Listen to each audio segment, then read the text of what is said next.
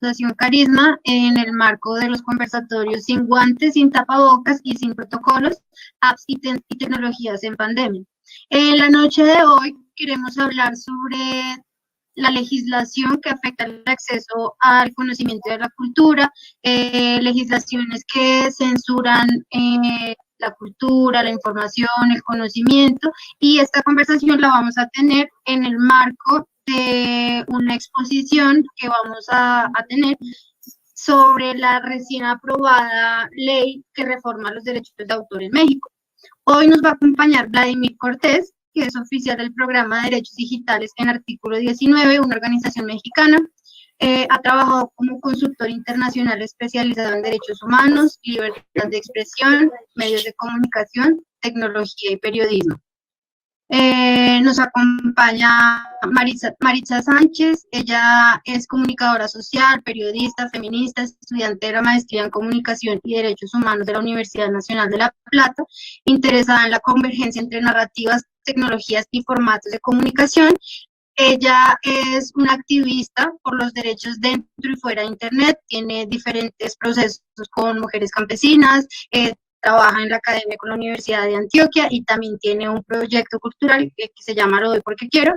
que ha trabajado en diferentes instancias con la Fundación Carisma. Y por último nos acompaña Carolina Botero, quien es directora de Carisma y quien lleva muchos años trabajando en estos temas de acceso al conocimiento y la cultura. Entonces, pues bienvenidas a todas las personas que se conectan. Vamos a esperar unos minuticos para dar inicio con la conversación. Esperamos que nos puedan reportar pues desde dónde están sintonizándonos y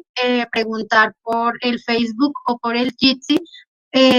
cualquier tipo de cuestión que quieran conocer o preguntarle a alguno de los ponentes. Entonces vamos a dar como un minutico y ya iniciamos.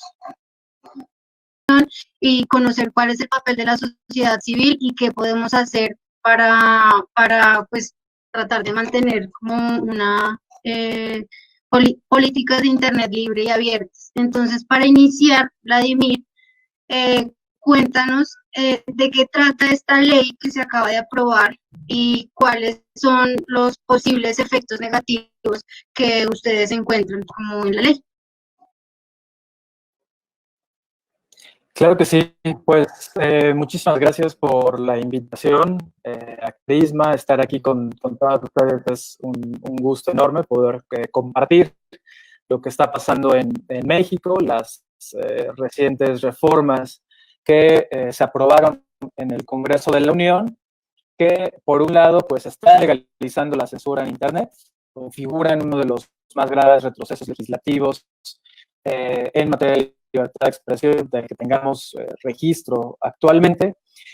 Y estas reformas se dan en un proceso que tiene que ver con la armonización de leyes a partir de la entrada en vigor y de la firma de un acuerdo comercial entre México, Estados Unidos y Canadá, en el cual cada uno de los países tiene que hacer una serie de adecuaciones. En el caso de México, una parte de estas reformas tenía que ver efectivamente con la Ley Federal del Derecho de Autor, en donde se establece una serie de previsiones y una serie de mecanismos que impactan negativamente en el ejercicio de todas las personas de poder expresarse libremente y de poder acceder también información de manera libre, de manera abierta, ¿no? Como pues es Internet. En este sentido, lo que vemos es que además esta legalización de la censura se da en un momento en el cual la libertad de expresión y en particular la labor periodística se encuentran bajo asedio. Recordemos que México pues, es uno de los países donde, al igual que en Colombia, ¿no? Y al igual que en muchos países de la región, prevalece un contexto sumamente complejo y sumamente adverso para el ejercicio periodístico, no solamente por todas las vidas y todos los asesinatos de periodistas, sino también por las condiciones en las que se está ejerciendo el periodismo. ¿A quiénes va a afectar esto? Pues el efecto que tiene es sobre millones de personas, sobre millones de ciudadanos y ciudadanas, en el caso de México, que mediante este mecanismo mediante este mecanismo extrajudicial, se está legalizando la censura en Internet y se están estableciendo medidas totalmente desproporcionadas para bajar contenidos que resultan anticonstitucionales y que además son contrarios a la Convención Americana de Derechos Humanos. Gracias, Vlad. Mari, como pues comentábamos en el momento de tu presentación, tú eres activista por los derechos dentro y fuera de Internet. Entonces, también tienes proyectos culturales y académicos. Te quería preguntar, dentro de ese activismo, ¿cómo han identificado los peligros de las reformas de derechos de autor que también han tenido mucha discusión en Colombia? O sea, ¿cómo lo ve la sociedad civil? Bueno, pues yo creo que si acaso hay puntos positivos de la ley de derechos de autor, de los intentos de reformas de leyes de derechos de autor en Colombia, el punto positivo sería ese, que nos hemos enterado más, que ha sido la posibilidad de que como sociedad civil podamos entrar en estas conversaciones, en estas discusiones y en la posibilidad de presionar para que las reformas de leyes de derechos de autor en Colombia sean, digamos, no tan restrictivas. Yo tenía como un eco. A ver, no lo pasó. Ahí me están escuchando bien. Hola. Ahora sí. Ahora sí. Sí, sí. Bueno, pues los proyectos de ley conocidos como leyeras nos afectan a las personas, no solo a las personas que defendemos derechos digitales y no digitales en Colombia, sino en general a toda la sociedad civil, y por eso ha sido importante el trabajo que Carisma, que colectivos como Red para Todos en su momento empezaron pues como a movilizar para que nos diéramos cuenta de qué es lo que se estaba tramitando ahí, que contenían esos textos que usualmente no entraban a un debate y a un conocimiento de la sociedad civil. Sin duda, leyeras, que es el nombre que le dan a todos estos proyectos que se han intentado tramitar con más o menos éxito desde el 2011, han tendido a favorecer principalmente a los gobiernos que han querido pues, como tramitar sus tratados de libre comercio, que en últimas a quienes joden y a quienes pertenecen también pues, a la sociedad civil, a los intermediarios, a las instituciones prestadoras de servicios de Internet, pero casi nunca la sociedad civil, casi nunca las personas que acceden a derechos como la educación, como la cultura, que están inmersas en procesos de circulación de conocimiento. Entonces, digamos que la importancia de que podamos hablar de leyeras en sus diferentes etapas y momentos con más o menos dificultades, con más o menos comentarios que han recibido por parte de colectivos como Carisma, organizaciones y colectivos como Carisma, Red para Todos y demás, es que por lo menos estamos un poco más enterados de qué son derechos de autor, porque eso no tiene que ver solamente con abogados. Yo no podría en esta charla nunca hablar pues como con la propiedad que hablan Caro o Vladimir, pero sí desde la sociedad civil, digamos que puedo decir que nos interesa hablar de leyeras porque son proyectos que han tendido a violar aún más nuestra libertad de expresión, a censurar aún más lo que queremos decir y los posibles procesos educativos, culturales y de circulación de conocimiento que tengamos. Entonces, no sé, si tuviéramos que decir o que repasar, pues como las leyeras, lo que ha buscado en sus diferentes fases desde el 2011 y hasta el 2018 y contando, porque seguramente van a pasar cosas cada 3 años que se revise nuevamente ese proyecto de ley, es cumplimiento de obligaciones que favorezcan pues como la posición de Colombia, y la posición de Colombia siempre en estos escenarios transnacionales será pues como con miras a la restricción, a lo prohibitivo, y casi nunca ha sido pues como tenido en cuenta esa perspectiva que muy juiciosamente desde Carisma, personas como Carolina han redactado casi en lenguaje para dummies para que se entienda por qué se afectan libertades, porque es necesario entender que en la era digital los derechos de autor no son lo mismo que eran antes, porque hablamos de excepciones, porque es necesario que hagamos una adaptación contextual de ese fair use a nuestro a nuestras realidades colombianas, porque es necesario que se tenga en cuenta lo que pasa con personas que tienen algún tipo de capacidad diferente para acceder a la información por vías digitales, por ejemplo. Eso ha sido una lidia, pues, y una batalla que afortunadamente ha habido colectivos que se han movilizado no solamente en redes sociales, sino yendo allí a los debates, transmitiéndonos también a las personas que no estamos en Bogotá y que no tenemos la posibilidad de estar en vivo y en directo en esa instancia. Yo creo que cuando hablamos de reforma de ley a derechos de autor en Colombia, pues tenemos que hablar de la Dirección Nacional de Derechos de Autor. Casi siempre caemos pues como en esa oscuridad de los intermediarios, de SAICO, de ASIMPRO, y no es lo único, y tenemos que ir entendiendo cada vez más esas figuras y a quienes nos enfrentamos, y nos enfrentamos porque hay un recorte de derechos y una violación de derechos cuando se trata de reformas que tienden a controlar la libertad de expresión, que tienden a controlar el acceso al conocimiento de la cultura, que tienden a no reconocer que hay excepciones, que no todo el tratamiento o el intercambio informacional en Internet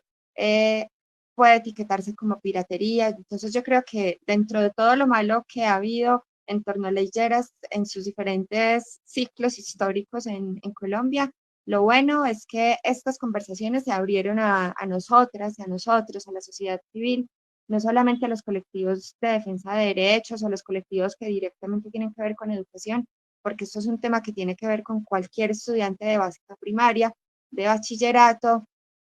a cualquier radio, por ejemplo, que hace no mucho estábamos hablando de cómo se criminaliza aún hoy, en 2020, la emisión de contenidos radiales, por ejemplo, libres, o un streaming como este, por ejemplo, que tiene que ver con acceso al conocimiento sobre temas que son de interés común y que tienen que ver con el bien común. Entonces, un poco desde la sociedad civil, lo que podemos decir en Colombia es que seguimos atentos y atentas, que hemos hecho comentarios que difícilmente han sido escuchados, pero yo creo que queda y está para la historia el registro, pues como que la ley Lleras no es una cosa que se ha debatido a puerta cerrada, que precisamente existe Internet para la defensa de derechos que tienen que ver con lo análogo y con lo digital. Internet es un campo de lucha y de acceso a la información sobre temas fundamentales, y por eso no queremos que lo controlen y que lo censuren como está hoy ocurriendo pues con los hermanos mexicanos, pero es un proyecto bastante similar y no es extraño que tiendan también a hacerse reformas tan arcaicas y prohibitivas como aquellas que querían tramitar en 2011. No, pues ya que me preguntas a mí sobre el trámite de la ley Lleras. Pues que no sé cómo podemos seguir la conversación, o sea, yo hablo desde la sociedad civil como de los desbalances y de lo que origina por la ley Lleras, pero no a mí sé lo que me cómo parece quieren que interesante del caso mexicano es que aquí pues la ley no pasó, o sea, el proyecto de ley que pasó en México, digamos, lo de medidas tecnológicas de protección sí lo tenemos, porque lo tenemos incluso desde el 2006 penalmente, y apenas en el 2018 se incorporaron algunas excepciones, pero el mecanismo de notificación y retirada en Colombia no lo han podido, no ha pasado el proyecto. Ese proyecto de ley está frenado y sigue siendo una obligación del TLC que no estamos cumpliendo. Es decir, el país está incumpliendo un tratado internacional. Luego, cada año hay como la expectativa de qué es lo que va a pasar. Y por eso me parece muy interesante el caso mexicano, porque creo que estando en la región, pues somos, unos a otros somos referentes, ¿verdad? Y si en México pasó de la forma como pasó, pues no quita nada que en cualquier momento se vuelvan creativos nuestros legisladores, y aquí también se intente pasar. Por eso me parece que es un tema que hay que hablarlo. Claro, por eso yo decía que me parece que el proyecto, pues como que estos proyectos de reforma a leyes de derecho de autor en América Latina, en Centroamérica, no son desarticulados. Obviamente todo tiene que ver con todo porque apuntan a esos cumplimientos de requisitos pues de estos tratados de libre comercio, y un poco son a veces como copia y pegue y haga más de lo mismo que está ocurriendo pues en Norteamérica, que por supuesto son realidades y contextos de intercambio de información muy distintos, y momentos históricos muy distintos, pero como se mete todo en el mismo bulto, no es extraño que aquí también se intente formular en ese sentido pues una reforma. Yo creo que lo interesante en Colombia, Caro, y no sé si vos podrías como contarnos un poco de eso, que es como de los logros interesantes de toda esa presión que se ejerció desde Carisma y desde colectivos pues como de la sociedad civil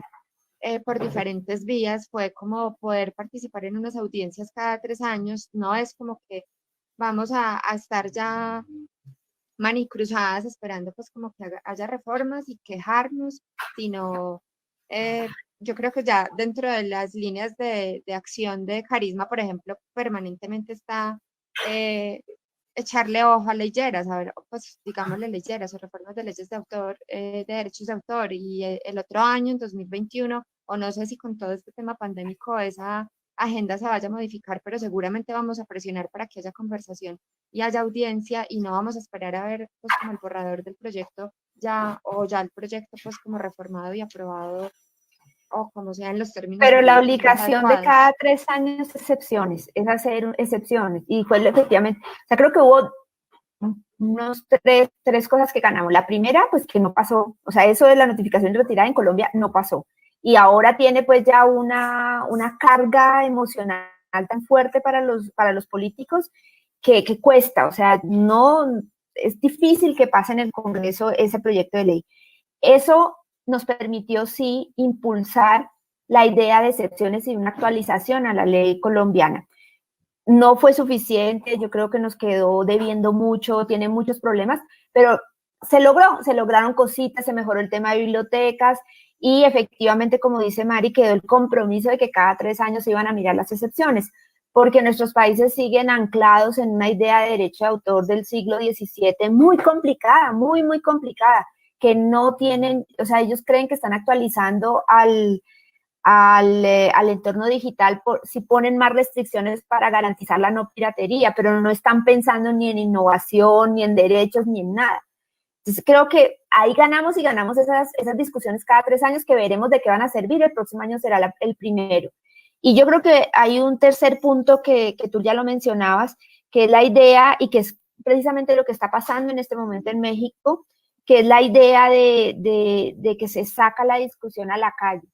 Ya la gente entiende que esto es algo como que los afecta, y que a mí me parece que en la discusión, al menos que he visto de México, es muchísimo más interesante, porque para nosotros hace 10 años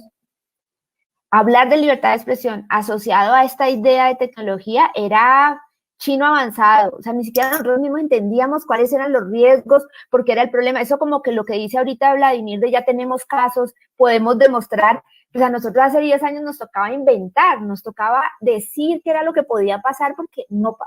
era el momento, no había casos, no había nada. Entonces, esa conexión que está haciendo México es súper interesante, y por ahí me gustaría que siguiera Vladimir, o sea, ¿cómo es la discusión en México y cómo la has sentido, y cuál te ha parecido que ha sido esa evolución de esa discusión, pues, y por dónde, qué va a pasar ahora? Es la pregunta que yo haría. Pero yo quisiera complementar esa pregunta de Caro, si me permiten, y es como, ¿cómo fue la discusión previa? O sea, ¿esto cómo tomó a la sociedad civil en México, a la gente de la educación, de la cultura, y a la gente de a pie, consumidora de prensa, pero también a los periodistas y también a los activistas? Esto antes de que estallara, que era como casi ya va a ser aprobada la ley, y ¿qué hacemos? Si era cuestión de días o horas, ahí qué movilizaciones hubo antes, y ahora después de cuando ya se vino pues como el baldado de agua fría, ¿qué ha venido pasando en estas últimas semanas, Vladimir? Sumado pues a lo que preguntó Caro, que es súper relevante. Sí, lo cierto es que en un primer momento buscamos, digamos, como la interlocución con el cuerpo legislativo, ¿no? Con senadores y senadoras, articulándonos con otras organizaciones, haciendo una revisión de los dictámenes sobre las propuestas de ley que se venían, y se generó una comisión de seguimiento en el caso del Senado, ¿no? Tuvimos audiencia en la que empezamos justamente a llamar la atención de algunos legisladores, de algunas legisladoras, para decir, cuidado, no estamos diciendo no protejan o no establezcan cierto tipo de garantías en materia de derecho de autor, pero por favor tengan justamente como precaución de que lo que vayan a aprobar ustedes en el Senado, de la discusión que se vaya a dar, tengan en cuenta el efecto que no solamente es que lo estemos diciendo nosotros como organización civil, es algo que ya también han expresado las distintas relatorías para libertad de expresión. Ya lo hizo la Organización de Derechos Humanos, ya lo hizo la Relatoría de Naciones Unidas, es decir, o sea, ya hay como un antecedente en el cual esto está cumpliendo no solamente la Constitución en cuanto a la libertad de expresión y de información, sino ya la discusión que se ha dado como más ampliamente. Y de ahí generamos un comunicado que logramos también sumar a muchas organizaciones, y me parece que eso también fue algo significativo, y creo que es el gran reto que tenemos también como organizaciones en este cruce entre derechos humanos o derechos digitales, ¿no?, con los aspectos tecnológicos, porque pronto se suman también organizaciones de defensa de la tierra y el territorio, organizaciones que trabajan con migrantes, organizaciones que trabajan, que tienen, digamos, otras acciones y otros frentes en derechos humanos, pero que también estaban observando y estaban viendo que efectivamente esto ponía en riesgo grave, en un riesgo inminente, importante, ¿no?, el ejercicio de sus derechos humanos y particularmente el de la libertad de expresión. Entonces yo creo que esa posibilidad también de articularnos, de generar como estas sinergias, de decir, como sociedad civil tenemos que también comenzar, ¿no?, a, pues digamos, como acercar y a vincular, no solamente ser las mismas organizaciones de derechos digitales, que siempre estamos como saliendo y advirtiendo ciertas problemáticas que estamos identificando, sino la oportunidad justamente de generar este tipo de alianzas, de tener esta fuerza con este comunicado que firmaron numerosas organizaciones de derechos humanos en el país, y de ahí estar atentos, uno, a la discusión que se dio en el Congreso. Ahí yo creo que también se vio muy claramente reflejado que efectivamente había serias preocupaciones porque varias de las legisladoras, varios de los legisladores votaron en contra de este dictamen. Y lo otro es que también algo que señalamos muchísimo fue que se dio de manera apresurada, ¿no? Se dio la discusión de manera tan rápida, no hubo un ejercicio de parlamento abierto, lo cual lamentamos profundamente también, que si bien tuvimos este espacio en la audiencia con la Comisión de Seguimiento del Tratado de Libre Comercio entre México, Estados Unidos y Canadá, lo cierto es que tampoco se dio, y lamentamos muchísimo, y lo manifestamos también públicamente, ¿no?, de que no se hubiera dado un debate mucho más profundo, y simplemente se haya abierto como este espacio. Se dio una discusión después entre legisladores y legisladoras, pero finalmente, pues, no se impone un poco el bloque político actualmente en el Senado, ¿no? Pasa después en la Cámara de Diputados, y bueno, y de ahí, ¿no?, yo creo que con la aprobación también se empieza a colocar sobre la mesa que ya efectivamente se está materializando una legalización de la censura, ¿no? Y ahí es donde también creo que retoma también como que cobra mucha fuerza en redes sociales, cobra mucha fuerza entre distintos y otros sectores más, y ahí empieza a darse una movilización a partir del hashtag Ni Candados, ¿no?, en el cual pues la gente empieza a percibir el impacto que justamente, como decía Caro, ¿no?, en el caso de las medidas de estos candados o de las medidas tecnológicas, ¿no?, porque pues efectivamente repercute esto en la comunidad técnica, repercute en pues millones de usuarios de dispositivos tecnológicos, ¿no?, que no prevé la legislación actual y que limita completamente las excepciones, ¿no? Yo creo que, como bien también lo señalaban hace un momento, cuando empieza también a verse justamente el impacto que tiene esto a nivel del ejercicio de los usuarios y de las usuarias y cómo les empieza a dar esto, crece de tal forma y crece de tal manera que en un llamado que estamos ahora haciendo a promover una acción de inconstitucionalidad para la Comisión Nacional, a que la Comisión Nacional de Derechos Humanos promueva una acción de inconstitucionalidad, pues ya más de 60,000 personas, ¿no?, se han sumado en la plataforma que han habilitado la Red en Defensa de los Derechos Digitales, R3D, para que, ¿no?, se presione aún más a los órganos garantes de los derechos en este país, para que efectivamente presenten una acción de inconstitucionalidad que otorgue y que ahora, digamos, sea el Poder Judicial, ¿no?, quien establezca este tipo de equilibrios. Realmente resultó, pues eso, como muy sorprendente la rapidez con la que se dio todo esto, con la que se dio la discusión, pero yo creo que un elemento que y de forma positiva es cómo logró permear en la sociedad, cómo logró permear y cómo logró pues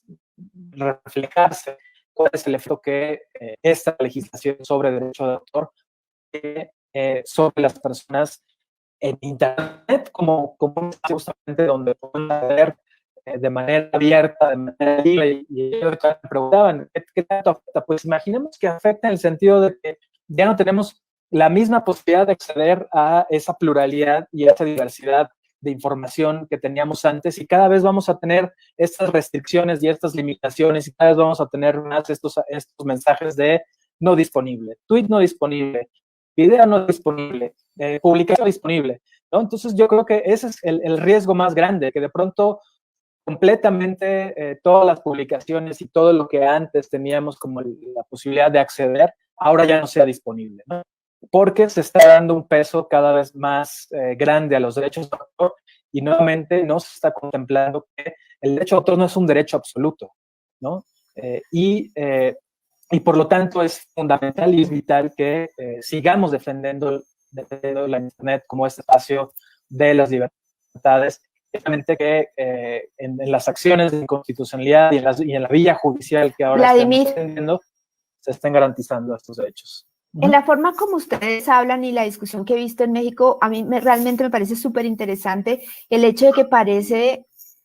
o sea, si esto lo hubiéramos hecho nosotros hace 10 años, no hubiera sido exitoso, pero la forma como ustedes están presentando esto es prácticamente haciéndole el juicio o haciéndole la discusión a la DMCA. Ustedes no están haciendo la distinción entre la ley de Estados Unidos y la ley mexicana. Y eso yo lo siento como una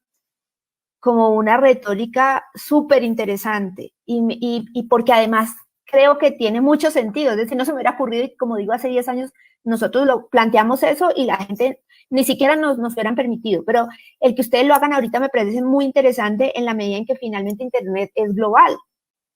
Y nosotros los mexicanos hace 25 años no hubiéramos podido discutir la DMCA. Pero cuando la trasladan a nuestro país, pues la discutimos y les decimos es que es ilegítima. Podemos, o sea, si nos toca, que era un poco la conclusión nuestra, si hay que trasplantarla porque es una obligación comercial y esto le va a imponer al país millones de... Entonces pensemos en cómo lo hacemos y vamos a discutirla. Pero ustedes sí están poniendo bajo la lupa y están discutiendo a la DMCA, y eso me parece supremamente interesante. No sé si puedas, porque no haces la diferencia entre esto es la ley mexicana y esto es DMCA, estás yéndote de frente contra DMCA, y no solamente tú, pues digo, la mayoría, lo que he escuchado de los activistas mexicanos. ¿Es cierto lo que digo? Sí, no, totalmente. Yo creo que las directas que tenemos nosotros y de cómo se abusa de este tipo de mecanismos, y yo creo que ahí también queda demostrada la investigación de The Wall Street Journal, ¿no?, en el cual Google tuvo que restituir alrededor de 52,000 enlaces porque fueron removidos de manera equivocada a través del mecanismo de DMCA. Entonces yo creo que el cuestionamiento pasa justamente, ¿no?, como ya hay un gran referente históricamente hablando, y yo creo que tanto lo que se ha hecho, lo que se hicieron, lo que hicieron ustedes y otros activistas más tiempo atrás, yo creo que ahora, ¿no?, se va viendo también un poco los efectos nuevamente también en la ciudadanía, porque toca cuestionar efectivamente que como está actualmente el DMCA, tiene un montón de inconsistencias, tiene un montón de... Tengo una cuestión, Vladimir y Caro. ¿Ustedes le podrían explicar a la audiencia, que sabemos que muchos de los que se conectaron o que nos enviaron preguntas cuando estábamos haciendo la convocatoria son personas que dicen, bueno, si no se ha aprobado este tipo de legislación tan restrictiva, por ejemplo, en Colombia, ¿por qué me bloquea Facebook? ¿Por qué me bloquea YouTube? Entonces, un poco explicarles ¿Qué es lo que ya nos afecta de la DMCA y qué podría ser lo que empeorarían legislaciones como la que se aprobó en México o como las que se han intentado también muchas veces en Colombia, como para que se pueda entender la diferencia y ese impacto? Claro, pues un poco como lo mencionaba justamente que al inicio de la conversación, esta legislación en materia de derecho de autor, ¿no?, conocida como Digital Millennium Copyright Act o DMCA, que contempla este mecanismo de notificación y retirada, ¿no?, impacta de tal forma que imaginemos que yo tengo, no sé, un blog o tengo un sitio, ¿no?, y hago una determinada publicación, ¿no? Alguien que se dice ser titular, y eso es como lo paradójico y lo terrible, ¿no? Porque nos sucedió justamente con el caso de un medio que estaban reclamando la misma obra que el medio había publicado de manera original, ¿no? Es decir, era ya como el absurdo en el cual alguien decía, es que fíjense que yo soy el titular de tal obra, sea una publicación, sea un video, sean fragmentos que yo de pronto llegue a utilizar en alguna obra, en alguna publicación, y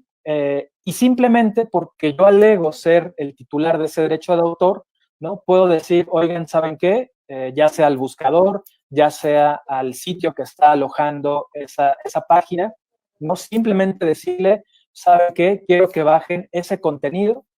Puede ser un video, puede ser una investigación periodística, puede ser cualquier publicación. Es tan abierto que efectivamente la legislación mexicana dice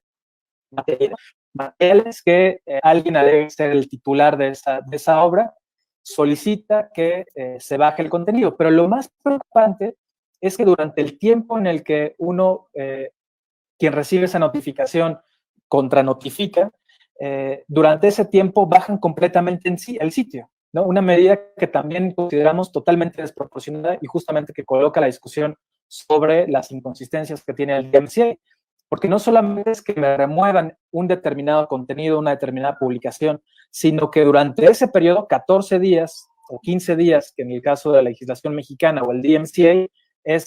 no tienes acceso absolutamente a todo el contenido o a toda la página que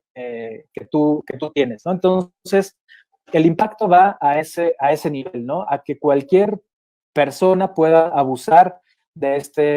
estos mecanismos para solicitar que efectivamente eliminen, bajen, remuevan, ¿no?, que desaparezcan prácticamente en línea, ¿no?, un determinado contenido que ni siquiera sabemos si realmente infringe una titularidad de derecho de autor o efectivamente, por ejemplo, también está prevista alguna excepción, ya sea que yo lo utilice con fines pedagógicos, ya sea que yo lo utilice con fines culturales o artísticos, ¿no? ¿Cuántos de pronto, por ejemplo, algunas publicaciones en las que usamos algunos contenidos para temas didácticos o temas de sátira y demás, pues ahora cabe, digamos, ese riesgo, ¿no?, para que pues cada vez más estemos enfrentando este tipo de baja y de remociones de contenido que efectivamente pues tienen un efecto directamente sobre justamente las personas que publican. Yo agregaría, o sea, la DMCA es una ley gringa norteamericana y las principales plataformas, redes sociales que hay en el mundo son de Estados Unidos. Por tanto, aplican esa norma. Por eso es que hoy eso ya nos pasa y nos pasa a todos. Y el hecho de que ya pase, precisamente lo que hace es reforzar el hecho de que así no debería ser. O sea, ya conocemos las consecuencias de la norma que existe en Estados Unidos, las restricciones que impone y cómo ha sido efectivamente utilizada para acallar. En la región tenemos el caso de Ecuador, Correa lo utilizaba con mucha frecuencia. En Colombia recordemos el caso de la pastora del partido Mira. Es decir, ha habido casos y se han usado. Y por eso lo que podemos decir es, está mal hecho y así no debería ser. Porque una ley, claro, el hecho de que si la implementamos en Colombia, se aplica a menos porque nosotros no tenemos un Facebook y no tenemos un Google, no deja de estar mal. Significa que vamos a trasplantar una norma sobre la que ya conocemos las consecuencias y no deberíamos estar haciéndolo. Y sobre todo, no deberíamos estar haciéndolo cuando hay alternativas, cuando Estados Unidos ya sabe que lo tiene mal hecho, solamente porque está incrustada dentro de unos compromisos de propiedad intelectual que han adquirido y como que es, como que ya están ahí anclados. Pero la realidad es que, es decir, el mundo de la gente no va a cambiar de hoy a mañana, no se va a romper internet, no se cayó el mundo, no, va a seguir siendo igual porque la norma está mal y realmente la norma que nos aplican es la gringa, en la mayoría de los casos. Eso En el caso, por ejemplo, de Lo Doy Porque Quiero, que es un proyecto que tiene que ver con educación alternativa en escenarios digitales principalmente. Es decir, nos encontrábamos en un espacio no convencional que era un bar, ya ese formato cambió, pero todas esas sesiones que eran de compartir conocimientos sin esperar nada a cambio, las subíamos, las emitíamos por live stream en su momento y después de eso pues hacíamos como la transferencia hacia YouTube. Y hoy, después de, ya vamos para 2 años de no estar haciéndolo hoy porque quiero en ese formato, o sea, de no estar grabando esas sesiones, estamos recibiendo todavía notificaciones de bajada de contenido que nos hace YouTube, de sesiones que tienen que ver simple y llanamente con circulación de conocimiento, con contar una historia de un viaje, contar la historia del blues, entonces, porque son un pedacito de no sé qué canción, pero en pocos segundos, escasos segundos, por fines ilustrativos, casi como derecho a la cita, se nos baja sin ninguna posibilidad de reclamo el contenido, que seguramente podemos dar esa conversación o hacer, pues, como tener todo ese desgaste de hablarlo con YouTube, de mandar no sé qué reclamo, que lo hicimos con muchos de los videos al principio, pero es muy desgastante cuando son más de 600 o 700 videos que son, digamos, clases no tradicionales. Y ahora estamos haciendo un formato podcast donde también tenemos miedo y donde seguramente también en algún momento nos es extraño que nos bajen contenido de Spotify o de Anchor o de el mismo YouTube por donde nos hemos estado encontrando en estos días de pandemia. Entonces, sin duda alguna, estas reformas, estos intentos de trámites de reformas o los que se han logrado, pocas veces tienen que ver ni con las audiencias ni con nosotras y nosotros, personas comunes y corrientes, que ya no solamente somos audiencias, sino que a la vez somos productoras y productores de contenidos, que está un montón de gente haciendo su podcast, haciendo estos TikTok, que yo no sé entonces qué va a pasar, porque esos también son medios ya de difusión casi en tiempo real y donde hay un montón de uso de distintas, por ejemplo, contenidos musicales comerciales, pero no con fines de lucro. Entonces, casi nunca tiene que ver ni con audiencias ni con nosotros como prosumidores y prosumidoras de información. Las medidas siguen siendo de talante restrictivo, pocas veces son proporcionadas, tienden y van a seguir teniendo la desproporción, y a ese modelo y a esa copia y pega de lo que está pasando en Estados Unidos y de ahí para abajo, entonces hacen estas adaptaciones que en donde no nos escuchan y no escuchan esto que Caro denominaba ahorita innovación, evolución artificial y entre comillas natural de las tecnologías digitales para comunicarnos. Incluso puede ser normal. Incluso puede ser peor que la legislación que cambió el año pasado en Europa. Ya ni siquiera es notificación y retiro, es que tienes un bot que tan pronto detecta la posible violación, baja el contenido. Pero y eso significa con streaming, a nosotros nos pasó. Eso ya está pasando con streaming, exactamente. Radio Libre, por esta misma vía, por Jitsi, hicimos el puente con YouTube, estábamos haciendo un programa que se llama Televisitas. Al final, muy al final, y era la 1 de la mañana, nos despedimos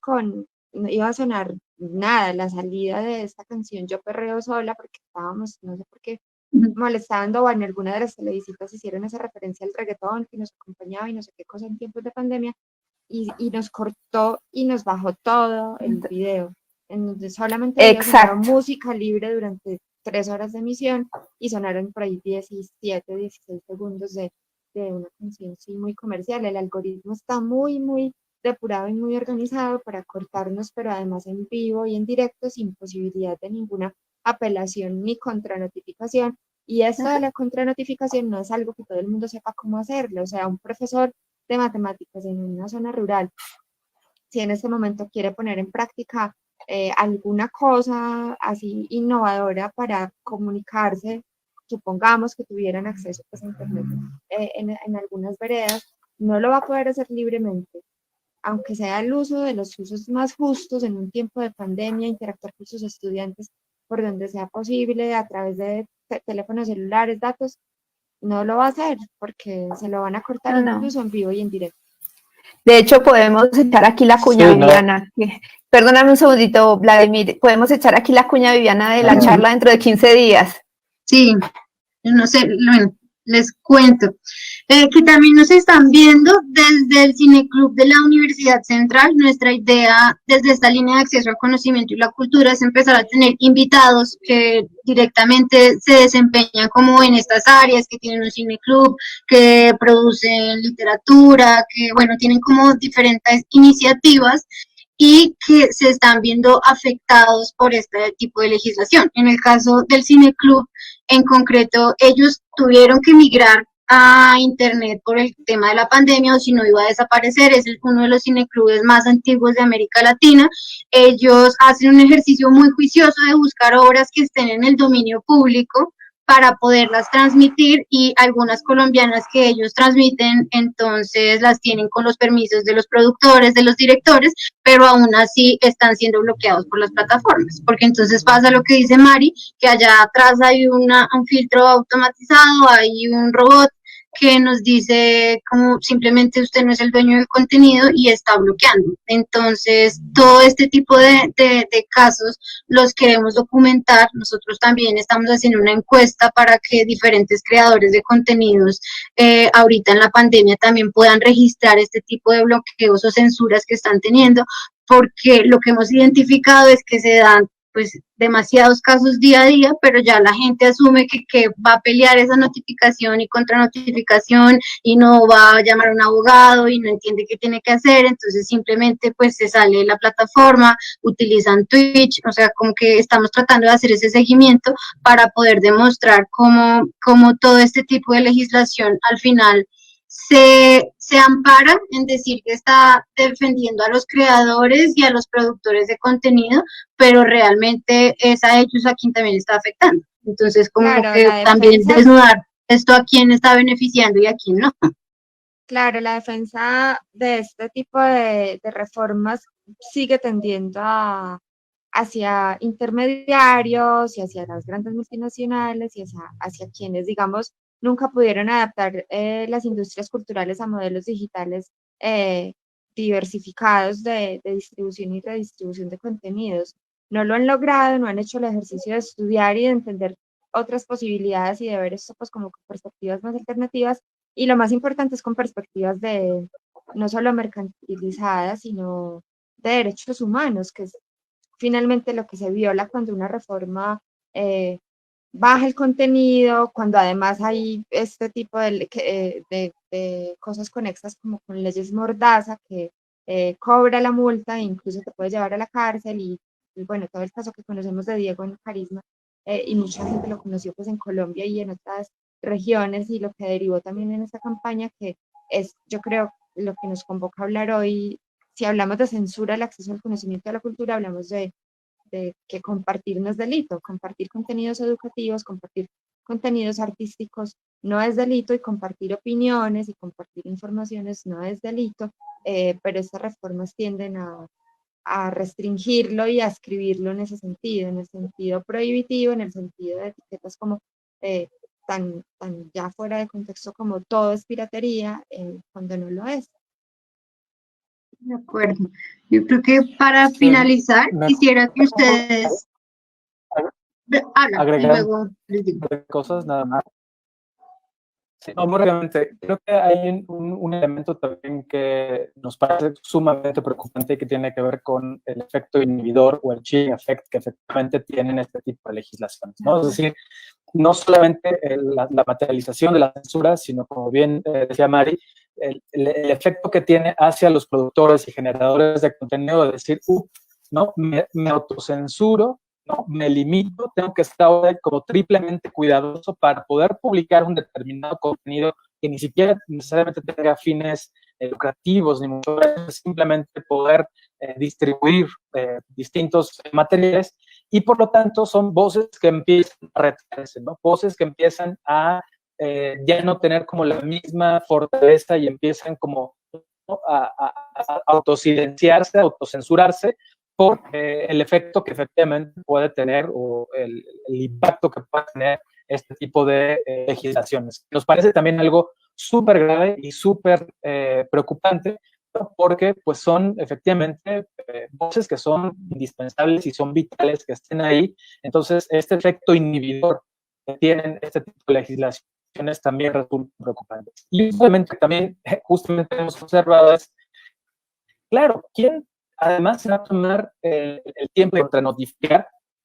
Y además lo que veíamos en el caso del DMC es que el periodista dice, prefiero eliminar el contenido que meterme al proceso de esperarme 15 días, que me bajen todo mi sitio, en el cual además no sé cómo va a terminar esto, ¿no? O sea, ya de por sí el mismo procedimiento tiene una serie de vicios que efectivamente hacen que las personas decidan, o al menos en el caso que hemos detectado nosotros, bajar los contenidos antes que meterse en el embrollo de contranotificar. Y si además intentan contranotificar y esto llega a otras instancias, lo que veíamos en el caso de DMC es además dile al periodista que tiene que ir a Arizona o a algún lugar de Estados Unidos a litigar el caso si es que quiere litigarlo, ¿no? Entonces, son los efectos pues, tan contrarios y tan corrosivos de alguna manera en el ejercicio de los derechos. Vamos llegando al cierre y me gustaría que cada uno de ustedes le dijera a la audiencia, porque es importante que como sociedad civil estemos pendientes de estos temas y cómo se puede participar o qué podemos hacer para tratar de estar pendientes de lo que pasa y de pronto tratar de detener las reformas que seguramente vienen, porque como ya lo explicaron, sí o sí tenemos un acuerdo de libre comercio firmado y la presión va a seguir como existiendo. Bueno, pues arranco yo. Yo creo que es importante porque las nuevas tecnologías son un canal en nuestras manos. O sea, antes había un montón de cosas que podíamos hacer o que sucedían fuera de la mirada inquisidora, digamos, de si estábamos o no cometiendo una violación al derecho de autor. Nada más pensemos hace 4 o 5 meses cuántas veces cantamos el Happy Birthday sin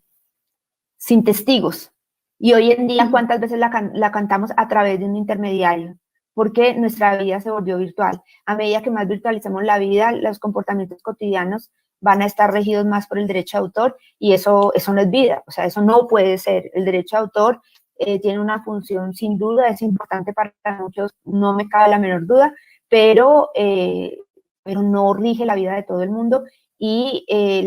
por el contrario, casi que es la excepción. Entonces, hay que hacerle un cuestionamiento y hay que manejar esas expectativas diferentes y entender que el contexto tecnológico las cambió y no puede ser solamente mediante el control. Pero eso solamente va a suceder si nos involucramos todos y todos mostramos la importancia de reevaluar los valores del derecho de autor. Sí. Mari. Bueno, como alternativa son las formas como estamos comunicándonos, sobre todo en estos tiempos de confinamiento, pero además lo vienen siendo desde la aparición misma de Internet. Alternativas tienen que ser también las reformas o las posibilidades de intercambio de información y tienen que ser menos restrictivas cada vez como estas miradas a lo que comunicamos. No puede prohibirse ni restringirse más una red que es redistribuida como Internet y no puede seguir tendiendo a al control como si fuera un escenario convencional de información de hace 30, 40, 50 años. Internet es un canal de múltiples vías, de ejercicio de libertades, y tenemos que luchar para que siga siendo libre, para que no pueda simplemente restringirse, que ejerzamos nuestras libertades por estos medios. Tiene que seguir siendo un escenario donde podamos seguir resistiendo, mientras digamos, en la vida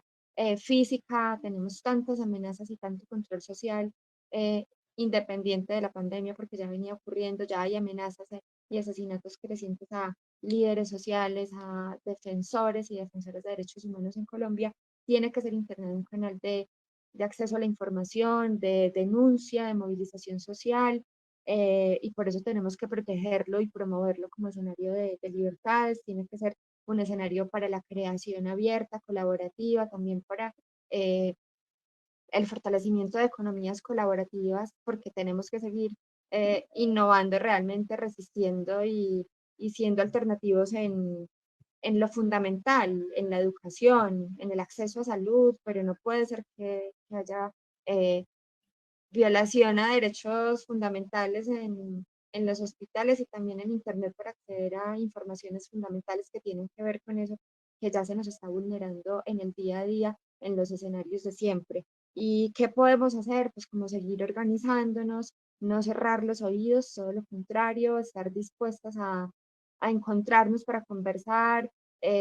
abandonar un poco la pereza, entender que tenemos que resistir en las calles, pero también tenemos que hablar de Internet como escenario libre para que todo este ejercicio de derechos sea real y sea continuo y no se nos amenace, ni se nos cobre más, ni se nos siga tratando de controlar en tantos sentidos y por tantas vías, porque entonces ahí sí vamos a estar más jodidos de lo que ya estamos. Tenemos que estar atentos a las audiencias. Esto no tiene nada solo que ver con organizaciones como Carisma o con personas expertas como Vladimir en México o con abogados pues como de Corbat. Cada vez más la libertad de expresión y cada vez más las reformas a este tipo de temas como derechos de autor tiene que ver con todas y todos y todes, y por eso tenemos que participar, y por eso tenemos que leer lo que firmamos, y por eso tenemos que escuchar a las personas que están opinando. Por eso tenemos que leer informes como los de Carisma, que están redactados en términos tan sencillos que nos permiten precisamente entender que se trata de libertades, que se trata de conversaciones que tenemos que tener en la ciudadanía en todos los escenarios, en los escenarios a quienes interesa lo lúdico, el entretenimiento, pero también lo educativo y también lo informativo. Gracias, Mari. Vlad. Pues bueno, primero agradecerles enormemente por la posibilidad como de este diálogo entre México, Colombia y toda la región. Yo creo que es fundamental seguir atentos, atentas a este tipo de iniciativas legislativas, a este tipo de presiones que se están generando, que son vía derecho de autor, pero también en el caso de México tenemos una discusión fuerte sobre neutralidad de la red, ¿no? Que implica una defensa total y absoluta para, como bien lo señala Mari, poder y que sigamos ejerciendo nuestras libertades, seguir ejerciendo nuestros derechos humanos, seguir ejerciendo la libertad de expresión y reafirmar que, al menos desde las organizaciones civiles, en el caso de México, y estoy seguro que Carisma y toda la ciudadanía y todas las personas que efectivamente ven limitadas y que ven coartadas estas libertades, pues estaremos combatiendo y estaremos luchando por efectivamente garantizar que Internet siga siendo este espacio libre, abierto, incluyente, en el que un determinado derecho, y en este caso, como bien lo señala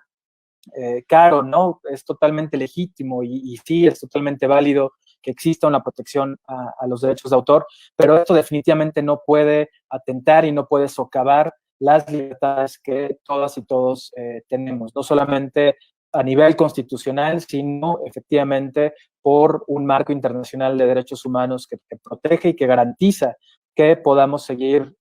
teniendo este tipo de espacios, que quienes estén generando contenidos a nivel cultural, a nivel educativo, a nivel científico, a nivel académico, pues tengan también esta garantía y esta posibilidad de que todas las voces sigan estando presentes, todas las voces sigan estando escuchadas. Entonces, mantengámonos alertas,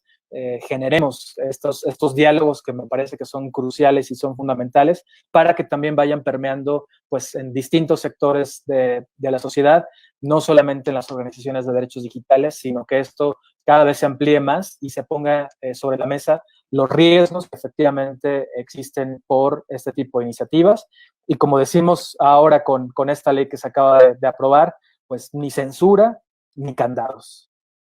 Sí. Te quería preguntar, quienes quieran apoyar virtualmente la campaña que ustedes están llevando a cabo contra esa legislación en México, ¿qué pueden hacer?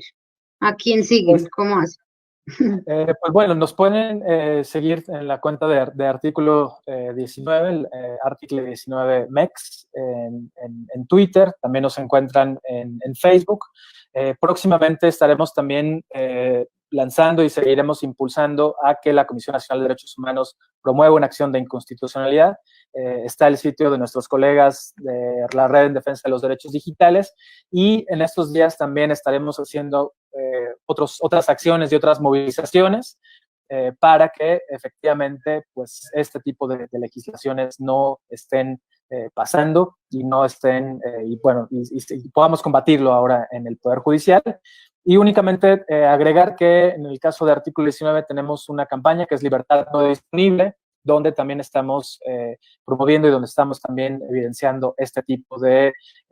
pues bajas y remociones de contenido que afectan totalmente a la libertad de expresión. Entonces, Artículo 19, también en nuestra página estamos publicando varios contenidos y pues súmense a este llamado de ni censura ni candados para pues que se eche abajo estas reformas aprobadas por el Congreso mexicano.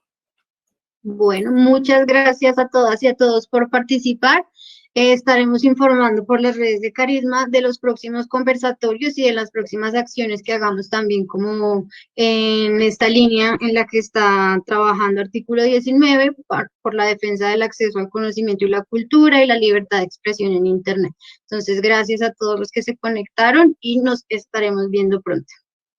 Chao. Gracias.